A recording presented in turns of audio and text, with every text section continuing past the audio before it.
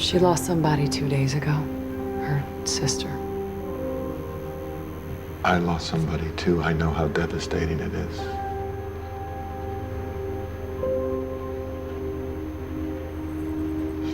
Scan to the second event.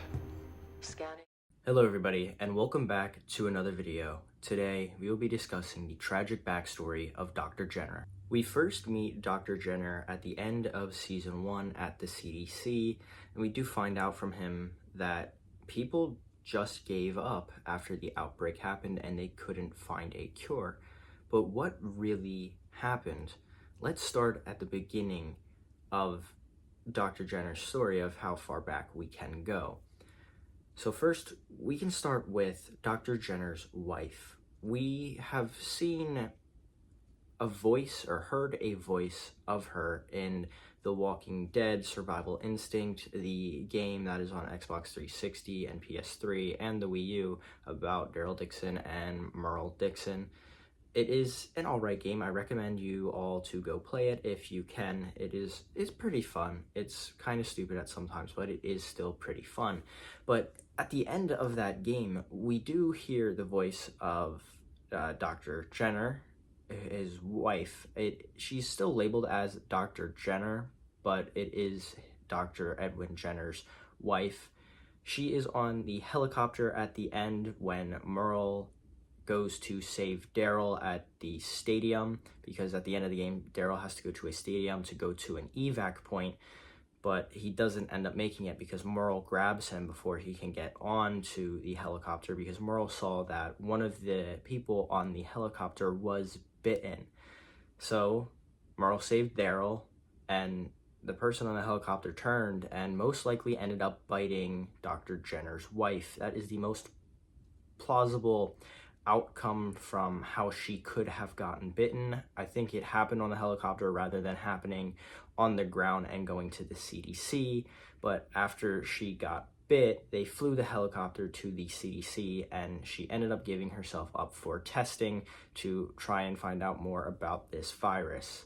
While that is happening in the hallways of the CDC, people were finding guns from leftover military people that were outside fighting off the dead that have fallen victim to the dead and now have turned. People find the guns, they take them, they go back into the hallways of the CDC, and they would either blow their brains out or they would hang themselves in their room.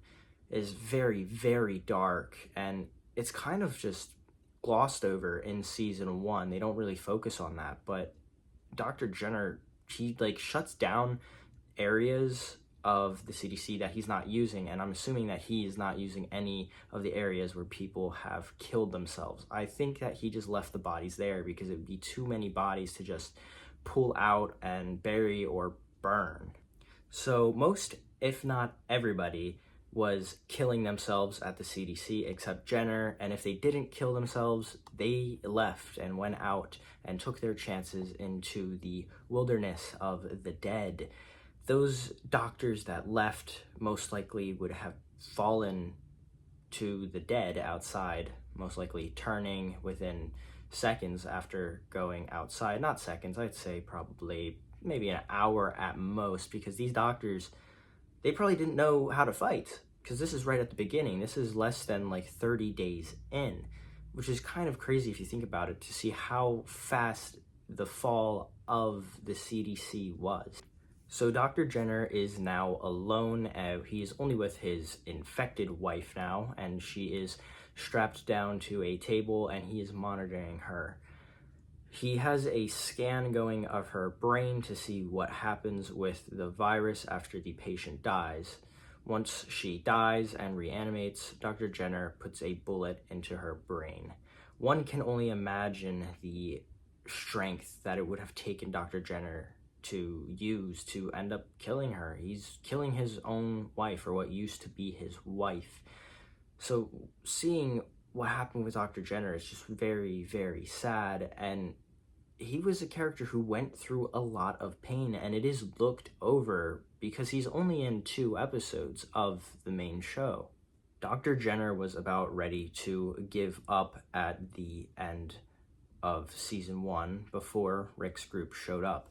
He was drinking and breaking glasses because there's nothing else to do. He's alone with a robot named Vi, so what can he do? He talks to a robot all day long, trying to figure out how to cure this virus.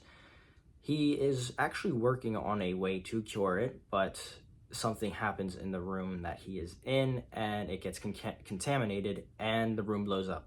So he loses all of the resources that he had to use to cure the virus, and he loses all the samples from his wife, because his wife was the most fresh turn victim that he had at the time. Well, I guess the only turn victim that he ever had. I think it's safe to say that Dr. Jenner just absolutely gave up on life after he made the discovery, finding out that everybody has this virus and is infected. He kind of just looked at it as, once we die, we come back and we turn and we just go to kill other people. So he was just ready to go. He accepted the end. And Rick's group showed up and he let them in because he can't just turn away a group of survivors. He's not a bad person. He's just struggling internally. So that is the tragic backstory of Dr. Edwin Jenner. It is one of the most dark backstories we have. He lost all of his friends by them committing suicide or going out to the wasteland and getting killed within moments of being out there, and then having to put down his wife after she turns. He had to watch her turn. It's such a sickening thing, because we saw Andrea watch Amy turn, and that was just, it was dark. And just imagine what Dr. Jenner was going through when he was off screen watching this happening, and he couldn't let his emotions get in the way because he had to do his studies for it. That's pretty much it for this video. I will see all of you in the next one. See ya.